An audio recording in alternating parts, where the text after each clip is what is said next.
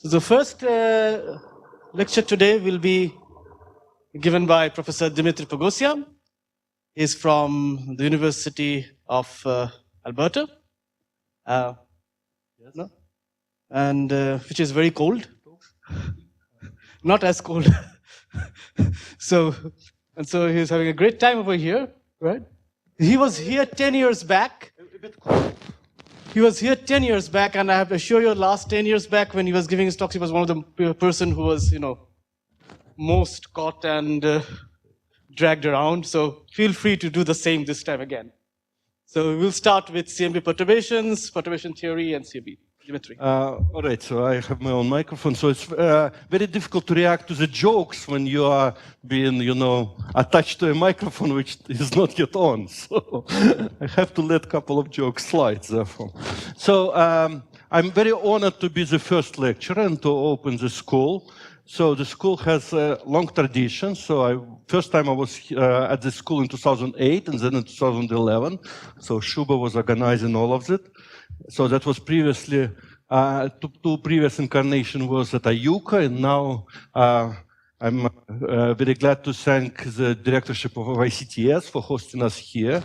So thank you very much.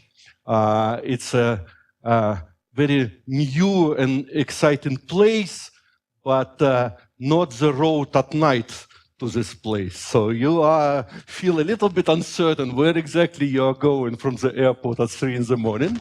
But at the end of the day, driver promised it will be good at the end, just wait. So, right, so we will have a lecture. So it is not a presentation. I will actually not use this white stuff. I will use a green board, not a blackboard. Have to remember how to use a chalk a little bit. Which means that it will be fairly detailed, perhaps in some aspects.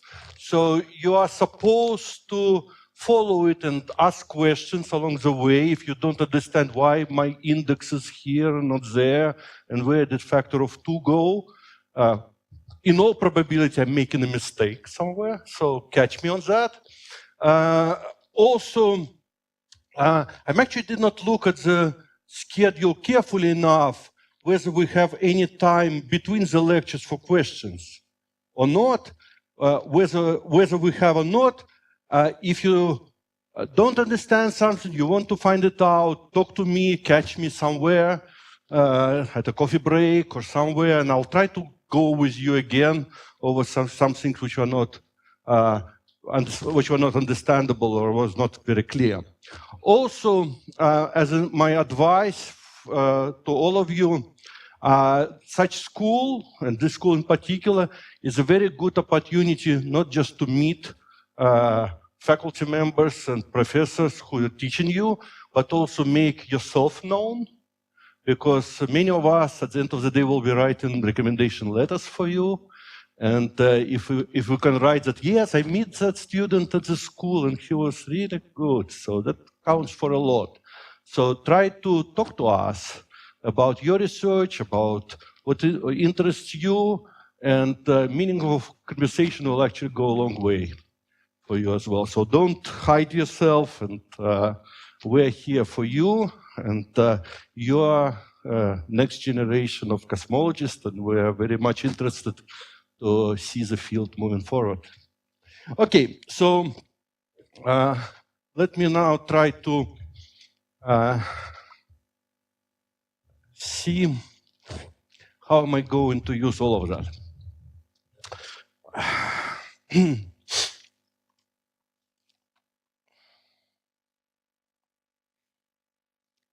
Right, so the topic of my series of lectures is cosmological linear perturbation theory.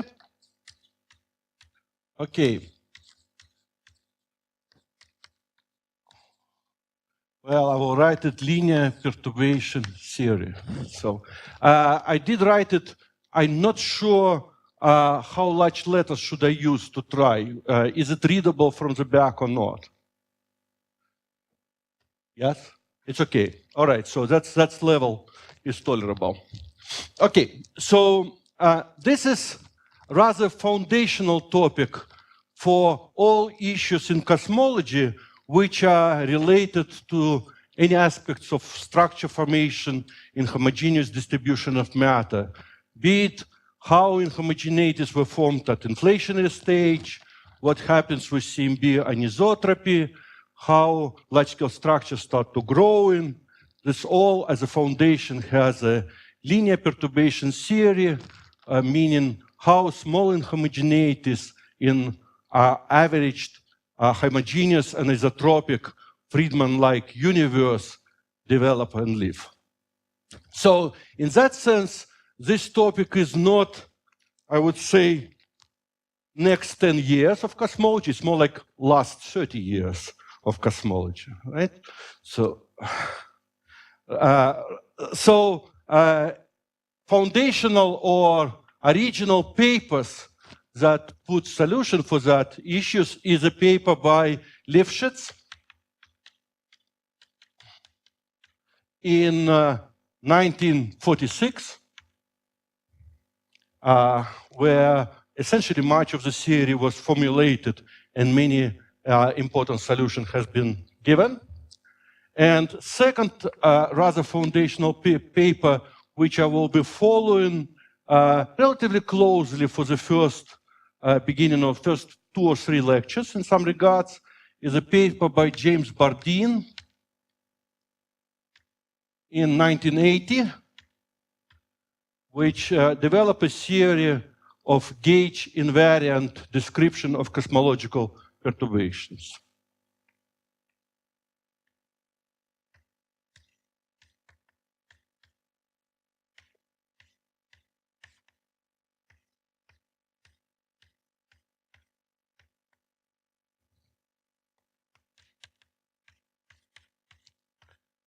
So this paper is retold in many textbooks. So famous Landau-Lifshitz volume 2 of theoretical physics treatises have some description of that. And in principle, those subjects are repeated in different books, but Bardeen is a bit less so. But, you know, it is always useful to go to the origin often. So, so level of my course will be fairly elementary, but I will try to be sufficiently detailed. So in that sense, in what I'm saying, and I will not be saying everything, but what I expect as a background for you, and that is where I will not go in more details, is some knowledge of basic knowledge of general relativity and kind of homogeneous and isotropic cosmology. So what is metric? A bit of tensor analysis. If I'm raising indices of the tensor, so you should not have heart attack. There is an ambulance there, I know, but still. So what is Friedman universe? What is a typical matter content or equation of state? So such things are assumed to be that you know. Right. So my goals, I will have my course in a way in 2 parts. So in part 1, I will deal essentially with theoretical issues of formulating the perturbation theory, theoretical and mathematical issues. Theoretical issues. And so one important part is a classification of perturbations into scalar vector tensor modes.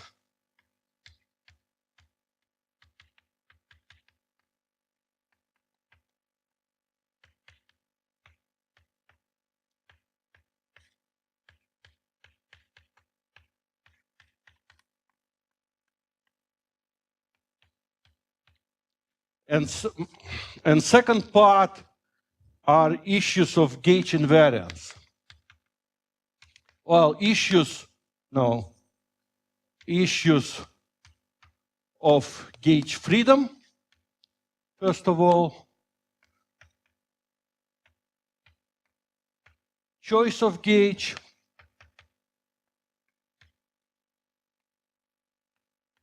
and gauge invariance.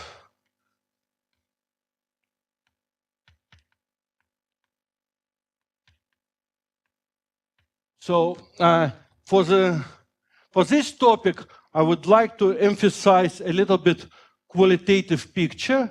So I will try to draw some pictures so that and give a qualitative feeling where gauge freedom, what does it describes, what is it about, and what does it mean to fix a gauge, and what are possibilities to fixing the gauge which are not contradictory are. So on I will first do it on a relatively qualitative level, and then a little bit more formal mathematically following Bardeen's paper. Right. Now, in a second part,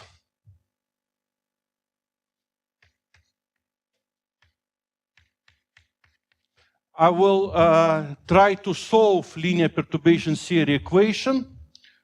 So solutions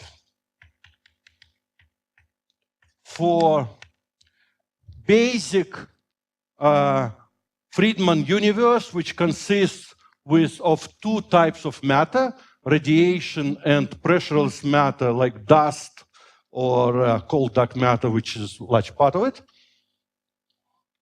So it is basic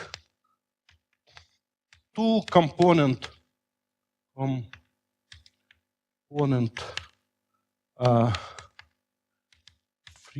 Friedman universe. And so it will be, I will try to go as far as I can analytically, and my goal is to derive what is called a transfer function for the power spectrum of matter fluctuations that seeds later on large-scale structure formation, or maybe not necessarily transfer. Well, transfer function is what I will be able to derive, but at the end of the day, we can talk about the full power spectrum. That's a plot which is a test whether you recognize it or not. I will not put anything on the axis, right? Anyway, and second part, time permitting, I would like to also derive results for the temperature fluctuation of a cosmic microwave background, which are usable at sufficiently large angles. So I will not go in any detail of physics of recombination and what is happening during last scattering process when cosmic microwave background fluctuations form. So there will be hopefully lectures about that. If not, that will be for your next education. What I will not do, I will not do generation of fluctuations on inflation. That's a quite different subject. And maybe it will be, well, there is a subset of lectures on inflation. Maybe this will be picked up there. Okay, so that's my plan. And you can have a look at it for a while, but now I'm ready to start. I'm not exactly sure how it will be split in the lectures. I will go linearly, and whenever time is up, I'll stop and pick up at the next lecture. And then I'll try to adjust my timing and topics. Any questions at this stage? Like, I know, is this all? Can I log in onto my Facebook and I'll answer all the questions that? No, okay, fine, good. You know, as I'm told, there are good lectures on the Facebook, which are done at this institution as well. Right? Okay, so on average, our universe is found to be, partially assumed, partially kind of found to be in observations, but we'll take it as a model, is homogeneous and isotropic. Namely, its space is homogeneous and isotropic. So metric of which describes the space-time of our universe on average can be therefore written in the form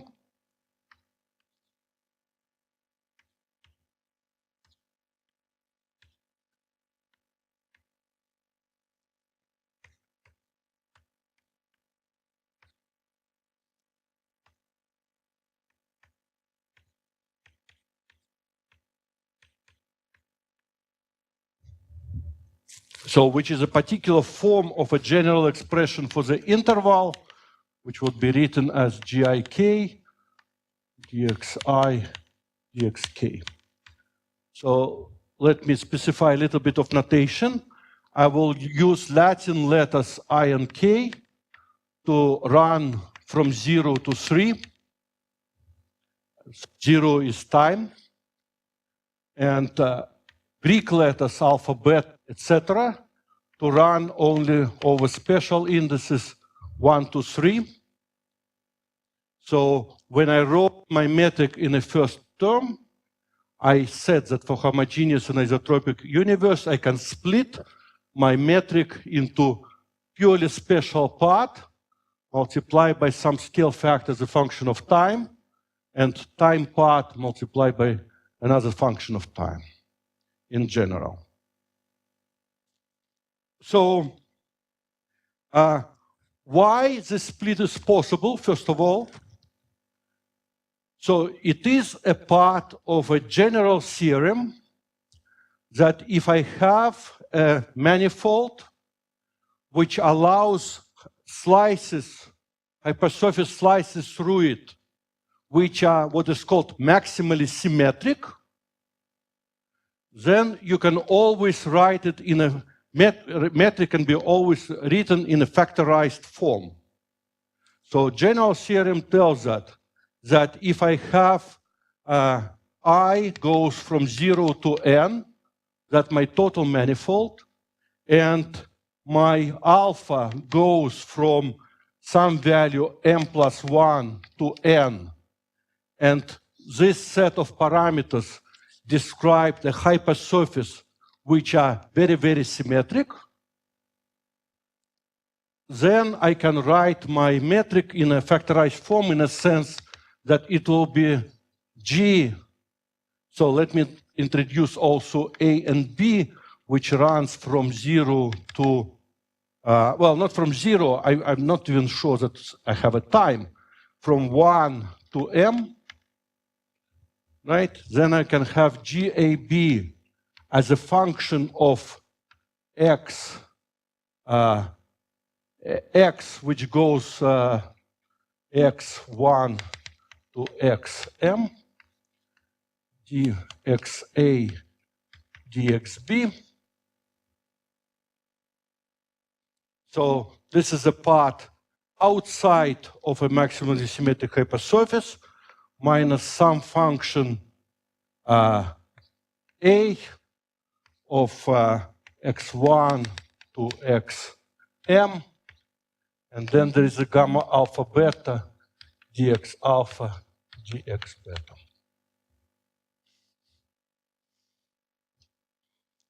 In our case, the only coordinate which is outside homogeneous and isotropic special sites is time, and so that's what I have in this in this particular form for our case. So maximum symmetric subsection, so it is a three-dimensional space, and it is maximally symmetric if it allows maximal possible number of linear independent isometries, namely motion of the space that preserves its form. And for a maximal number of isometries is n plus 1 over 2. And so for three-dimensional space, this is equal to 6. And for homogeneous and isotropic universe, those isometries are translations, 3 of them in 3 directions, and rotations around a arbitrary chosen center, which is like 3 Euler angles. So there are 6 isometries. So all maximally symmetric spaces are known, and they are all spaces of a constant curvature. Therefore, our special sections of a background model are special sections of a constant curvature.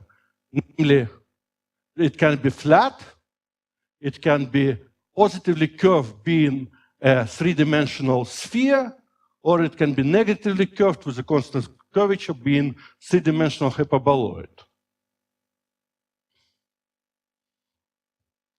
So this part describes constant curvature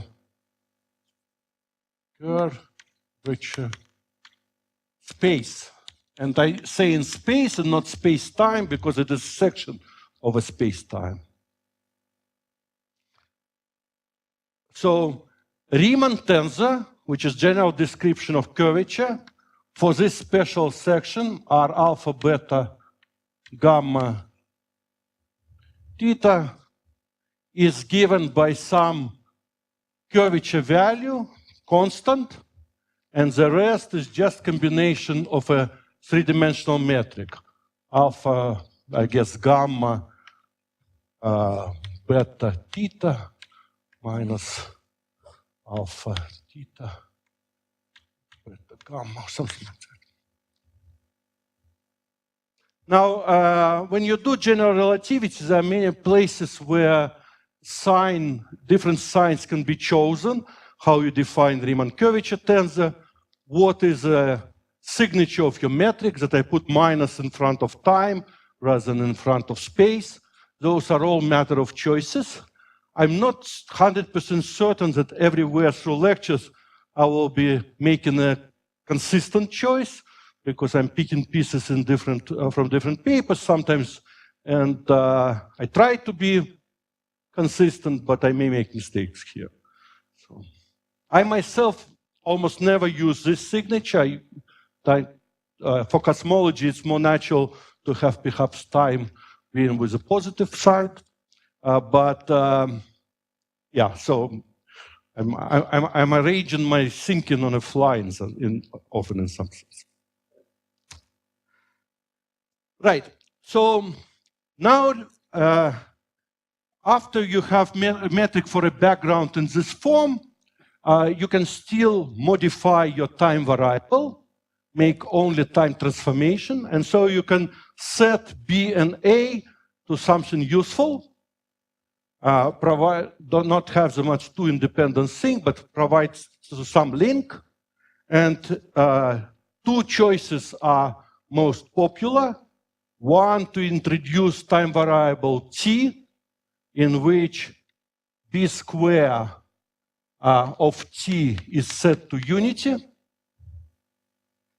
So this is 1, this is dt squared, that's function of t. And the second choice, I will retain, that's actually not y, that my very feeble attempt on to a Greek letter eta. This is eta. In which case I will set b of eta to be equal a of eta. In this case, this factor goes outside. I will erase this part, and I will put a bit bracket here. And this is a big plus, so that the all scale factor is outside of a metric, which looks like, if this is flat space, it looks like it's, oh, this minus should be inside. Sorry for that. Minus d eta square plus. So that looks like Minkowski space if special sections are flat. So in the latter case, we call eta a conformal time, and that is the variable I will use throughout the lecture. Okay.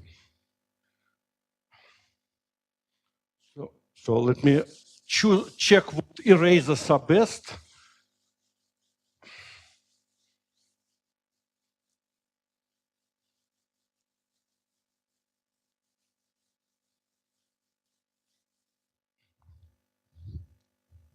Okay, so evolution of our universe is described by Einstein equations, which are in the form RIK minus 1/2 Kronecker symbol IK. So Rishi and Rishi tensor and Rishi scalar given 8 pi g over C4 and energy tensor TIK. For a background metric and uniform homogeneous and isotropic distribution of energy momentum tensor, it gives Friedman solutions for say dust-like equation of state or radiation equation of state. But what we are interested in, we are now interested in to what extent our model is stable with respect to small perturbations. Actually, original work of Lifshitz were called instabilities in an isotropic space-time or in an isotropic universe. So he was more concerned with the question, not just only where structures come from, but whether homogeneous and isotropic model are stable with respect to first fluctuations. And of course, the discovery is that those fluctuations grow under some conditions for particular equations of state, and therefore they have something to do with, at the end of the day, even with nonlinear structures in our universe. So energy momentum tensor describes all matter content in our universe. And in principle, it does not give by itself a full description of the matter and its properties. It is the most general relativistic description of a matter which has built-in energy and momentum conservation laws. So it is what in relativity describes the fact that if you take an island matter and if you are in special relativity, then overall form momentum of this island distribution of matter, which assumes to not interact with anything else, will be conserved. Then its components has to come up into a tensor which has zero divergence. In a relativity on a curved space-time, this becomes zero divergence with covariant derivative and not ordinary derivative. But that has to still be there. So you can build energy momentum tensor for different matter types from some general consideration, even if you sometimes don't have full details how to describe the matter. But in some cases, it does provide a full description. So this is especially the case when you can write a Lagrangian for the matter, which will provide full dynamics of the matter. For example, if you are looking at the inflationary stage of universe life, and it is dominated by a scalar field, you can write a Lagrangian for a scalar field, which provides a complete set of dynamical equations of motions, and you construct energy momentum tensor out of this field, but all information is inside. And equations of motions for energy momentum tensor will maintain full information which was in the Lagrangian. However, if you are dealing with a different type of matters, and we will be dealing with as an example, with a hydrodynamical, what is called hydrodynamical description of matter, then some additional ideas about matter has to be put in to close the set of equations of motions. So for hydrodynamical equation of matter, energy momentum tensor has the form of energy density plus pressure. I do not track C factors, so C is set to 1 effectively. UI UK plus GIK and a pressure, where this is energy density, this is pressure, and this is for velocity of kind of fluid element. So for velocity, UK is dxk over d tau, where tau is a proper time along the flow, world line of a fluid element, and it's normalized to be -1. Here is some particular choice of signature, which comes -1 here, -1 here, and because of that, I have plus factor here.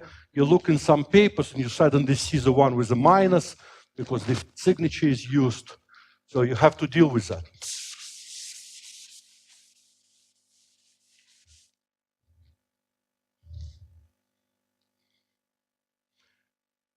Now, if my background is uniformly distributed and isotropic, then I do not have any motions of the fluid elements, because if they move in space, that will break local isotropy. So for a background,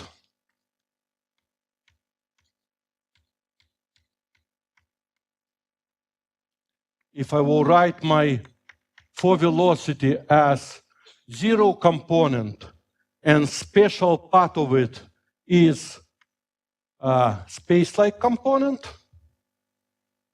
then my u alpha, and it is change of special coordinate with time, well, proper time to be exact, is equal to 0. So my for velocity has u0, 0, 0, 0 form, and 0 component you're going to get from normalization if you need.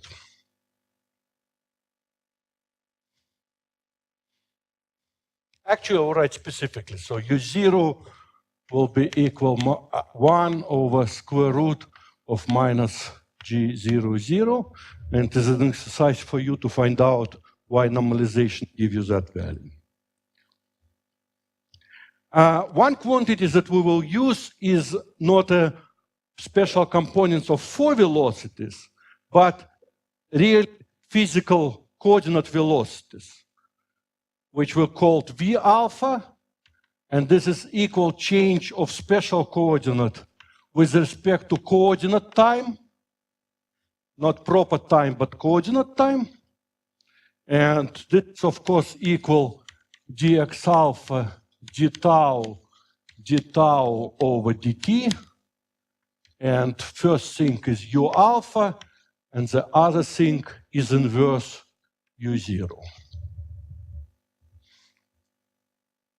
So this is a normal three velocity. Ordinary, so three velocity.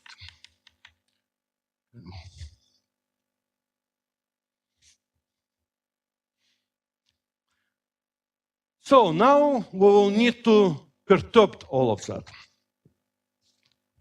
So I'm trying to stay within those boundaries from this line to the other line, and I still keep in reserve this part. So I will erase that stuff.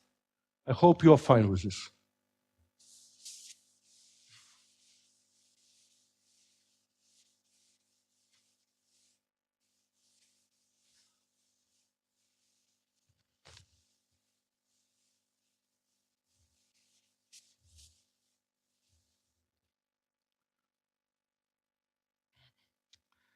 So when I'm dealing with perturbation, I will be dealing with a metric which has background values. For a second, I will use 0 for them, plus deviations from the background HIK. So remember, this was containing this A factor and was diagonal between time and space. And then it had something about special description, which I didn't go into detail. how to describe anything specifically like fixed curvature space. So this will translate. I will not be doing derivation of that, don't worry. Variations in a Rishi curvature tensor and a scalar, which needs to go into Einstein equation. And on the matter side, I will need a variation of a energy momentum tensor. And this will involve fluctuations of energy density, fluctuations of pressure, and special part of 4 velocities, which was 0 in the background. So these are already perturbed quantities if they appear to be non-zero. And that's 3 main quantities which for our energy momentum tensor comes into play. Again, if I have, for example, energy momentum tensor built from a single scalar field, then the only quantity which describes all those terms will be fluctuations in a scalar field and its derivatives, right?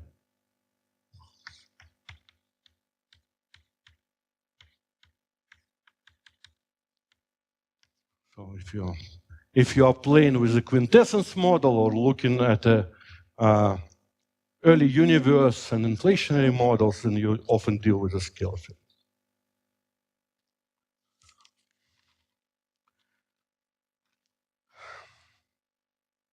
All right. So notice that what we are dealing with, we're dealing with the fluctuations of tensors, 4-dimensional tensors.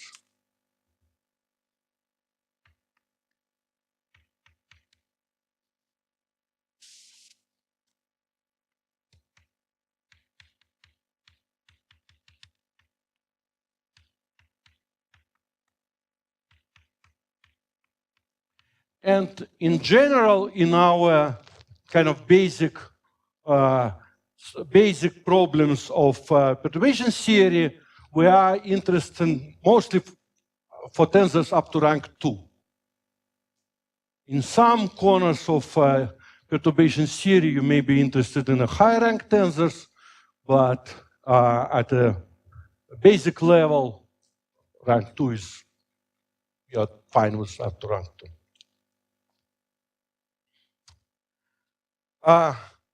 Nevertheless, our background, which I conveniently erase,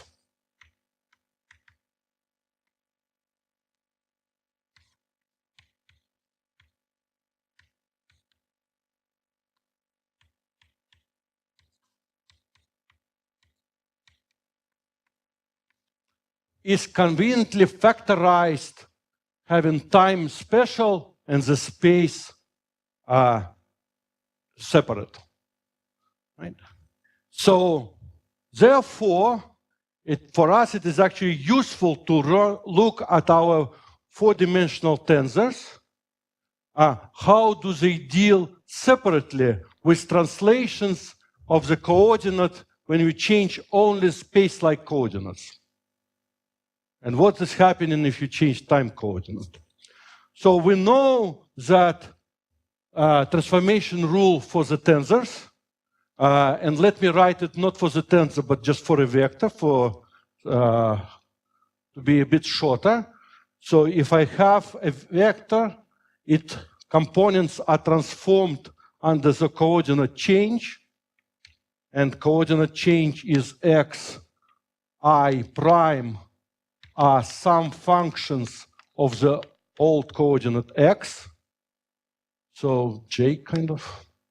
So this is old, this is new, and we specify new coordinate system as some functions of the old coordinates.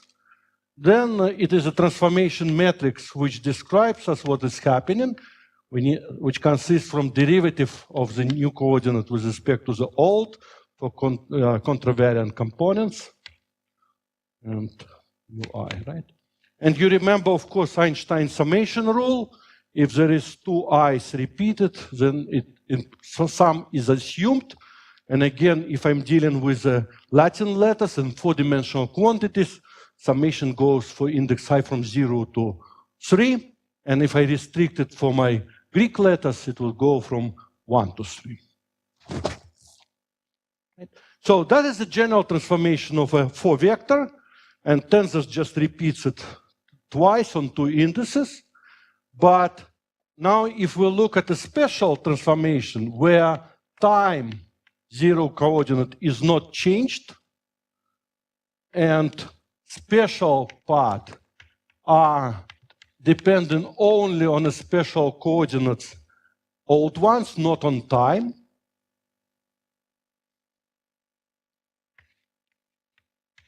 Only space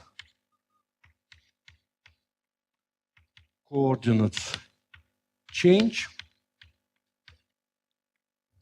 Then you will find out that the zero component of my vector remains the same. So it behaves as a scalar, three scalar with respect to special coordinate transformation. But space part of my vector is changed as a vector. So dx alpha prime over dx alpha u alpha. Here it is alpha, so it is only 1 to 3. Right? So if I do not touch time and I only mangle my symmetric special section, then zero components of the vectors will be scalars, but space components which rotate as three-dimensional vectors. Similar things will happen for tensors. An example of a tensors, say IK tensor, which has T00 here and T0 alpha here, T alpha 0 here, and T alpha beta here. We find the separation that T00 behaves as a scalar, T alpha 0 behaves as three-dimensional vectors, and T alpha beta are transformed into each other as three-dimensional tensors. So 3D tensor, 3D scalar, 3D vector.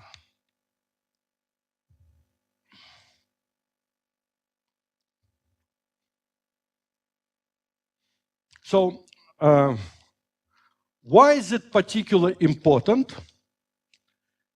And it is particularly important because now I will write you how, in a very loose form, how perturbation equations will look like.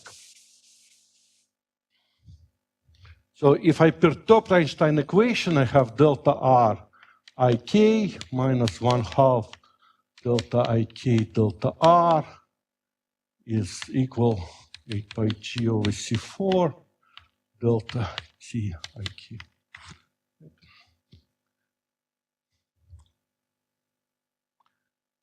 None of our background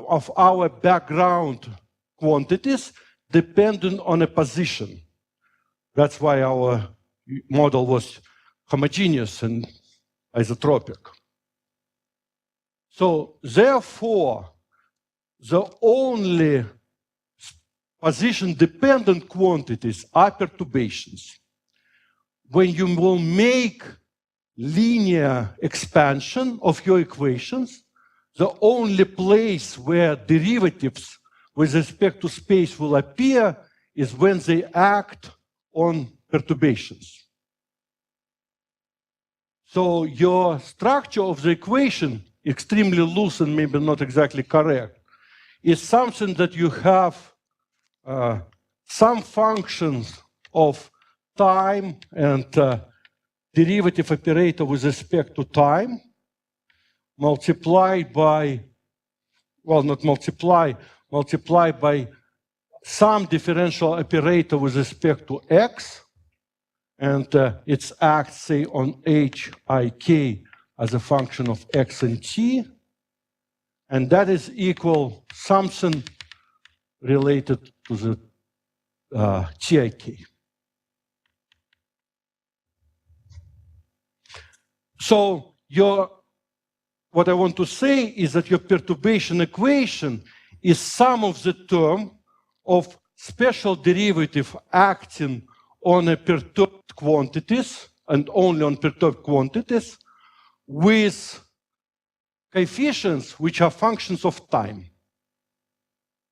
but not on space. And that is because that's how our background looked like. Actually, it is practically possible to rearrange your equation in such a form that this operator will be, it's actually either momentum operator, covariant derivative with respect to x, or second derivative. And you can practically make them to be a Laplacian all the time with respect to special coordinate. So now you see that if I change space part, the only thing that will change is some structure of this operator, but it's operator acting on a homogeneous and isotropic maximally symmetrical hypersurface, background hypersurface. So everything how it changes on the coordinate operation is well known. So you need to write this derivative operator in a flat space-time. That will be just derivatives, or you write it on the surface of a sphere, so it will be like Laplacian on the surface of a sphere. So it's all well-known operators. And that is all which will be happening with x. So except that my perturbed quantity will also kind of change somehow with respect to x transformation. And therefore, it is actually important that some part of these things will change with respect to x transformation in one way as a scalars, while the other part will change as a special tensors. And this separation of what is who is who becomes meaningful. So in particular, if you are looking at a 0,0 component, it is a 3 scalar. So if I change coordinate system, only this thing rotates, or if it is Laplacian, nothing happens, and this thing is unchanged. But if it is space part, then I have to rotate it as a 3 tensor. So given this structure, and the fact that I have kind of linear derivative differential operator with respect to special components acting on it, I can now expand my unknown functions, which describe the perturbations, into eigenfunctions of this operator. And really, eigenfunctions of operators that I need are eigenfunctions of the Laplacian. So I will write all my perturbed quantities, and here is my example is about metric part, HIK as x and time, as a, well, very loosely written series expansion of HIK as a function of time only coefficients, and then there is a index n here, and here is an eigenfunction psi of n as a function of x, where psi of n is Laplacian of psi of n, and it is a covariant Laplacian, is equal minus, let me say, kind of n square psi of n.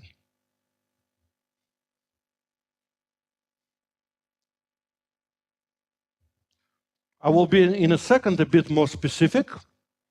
So my Laplacian is of some function psi is psi alpha alpha, and my eigenvalue for my eigenvalue problem is n square. Okay, here there's a little bit, I introduce a little bit of notation bar. So bar is a covariant derivative which is only on a spatial section with respect to the metric gamma alpha beta.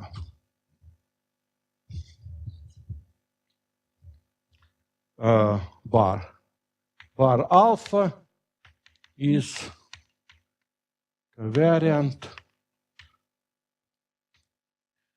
derivative in 3D space with metric gamma alpha beta.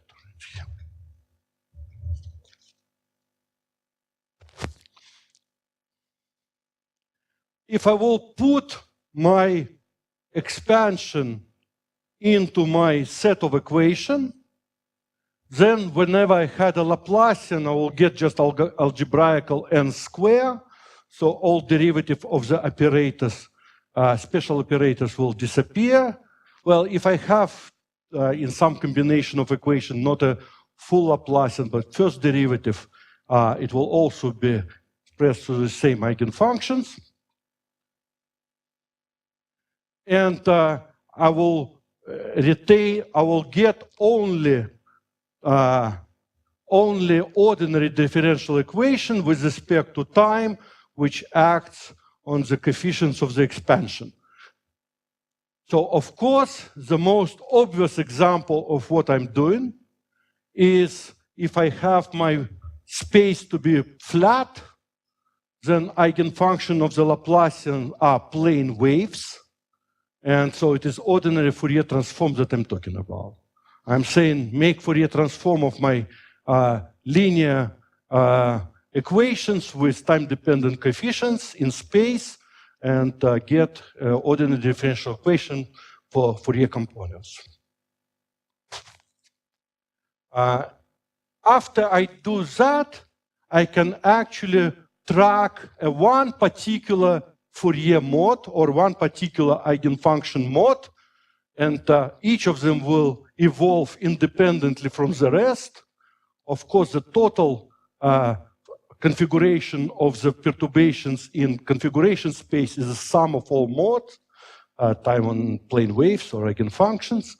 But from the point of view of kind of writing theoretical formulas, I can even forget about this index n and just think that I will have ordinary differential equation for components of a particular quantity which describes amplitude of one particular wave with a given wave number n. Okay, so that is what we are going to do. And so the main question is, what are the eigenfunctions of the Laplacian we need to have, or we have, in order to construct perturbations of a different type of behavior with respect to special transformation, namely separately for scalars, tensors, and vectors. And let me see where should, so what do I do with time? So organizers, when I have to shut up. Okay, so I have 5 minutes. So I'll reach to some stage and I'll shut up and we'll continue after the lunch, right? So.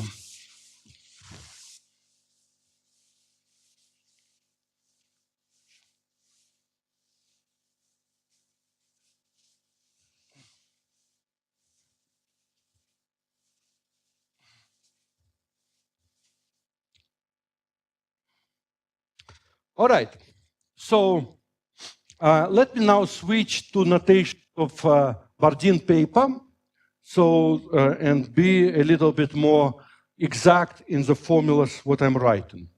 So I am looking at eigenfunctions of a three-dimensional Laplace operator in a space of a constant curvature. which is reduced to ordinary Laplace operator for a flat space, but has some curvature-related terms if it is on a sphere or hyperbola. So I will write my quantity Q. I will not put particular index n here, so it's function of a space variables only, and it is minus k square Q of x.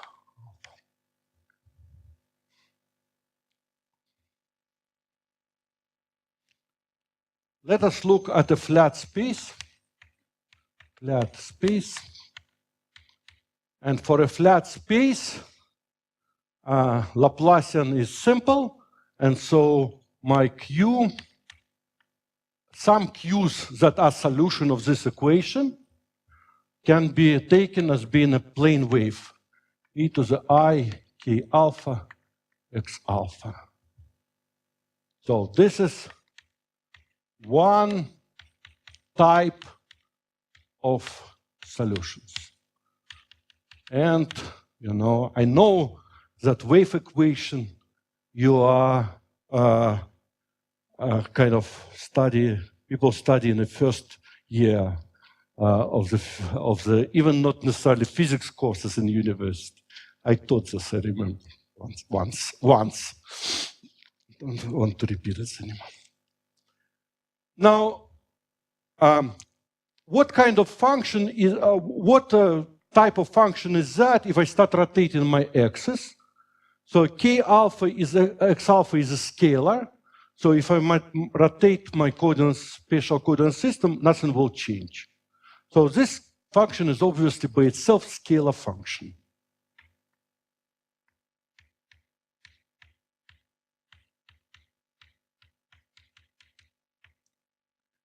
And I will highlight 3D scalar function.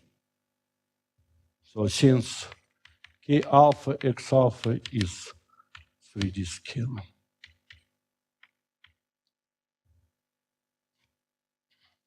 So that means that if I have 3D scalar functions in my theory, I can immediately use this basis to have an expansion for them. So I can write, for example, H00 as a function of x and t as an expansion of H00 as a function, well, t, eta only, and I'm dropping this, well, I'll leave it k for a second, qk of x, which is a plane wave.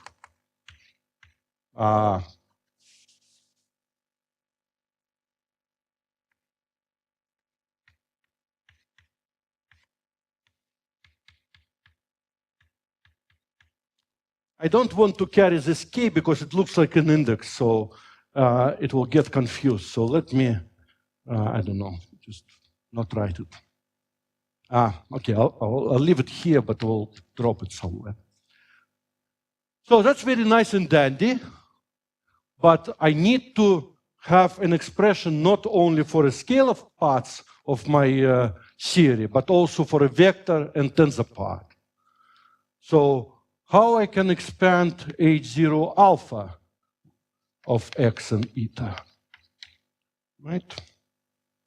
So I need to make a vector out of my scalar function q, and the only way to make a vector out of scalar function is to differentiate it.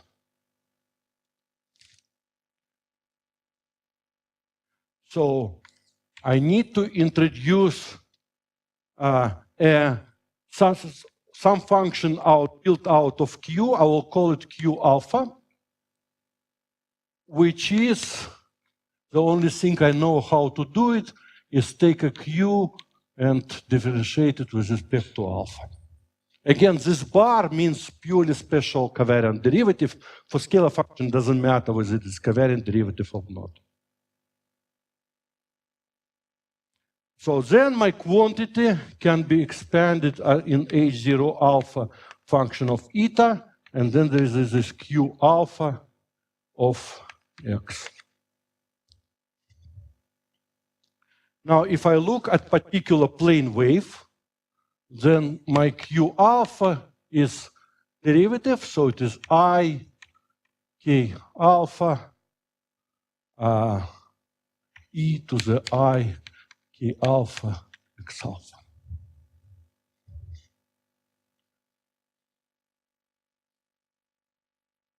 Which tells me that this is actually a very specific type of vectors. It is a vector which in Fourier decomposition is aligned with the direction of a plane wave. So it is what we call purely longitudinal vector. It is not vector which sticks transverse to the direction of a plane wave, it is along the plane wave. Now, if I will combine such vectors into some field, my H0 alpha X gamma, what it is? Well, this Q alpha is a derivative. So derivative I can take outside of the linear expansion. So it is sum of H0 alpha. No, there's no alpha index here. It's some coefficients, right? So I don't know how to write it. So H alpha sits here already. So it is some coefficients H0, H times Q of X, and it is all differentiated with respect to alpha. H is only a function of time, so it doesn't matter. Which means that my vector is actually a gradient of some scalar quantity. So if your Fourier image of a vector field has only a longitudinal component, this means that your vector field is potential. It is a gradient of some scalar function. So, which essentially immediately means that you cannot describe all possible vector fields like that, because not all vector fields are potential. It is a specific subset of possible vectorial fluctuations, but not all of them. Now I think that I'm out of that 5 minutes, so I will stop here and we'll continue later on. Okay, so if it will be erased, it will be erased. If it stays, I'm lucky, but we'll see. So see you in the second half of the day.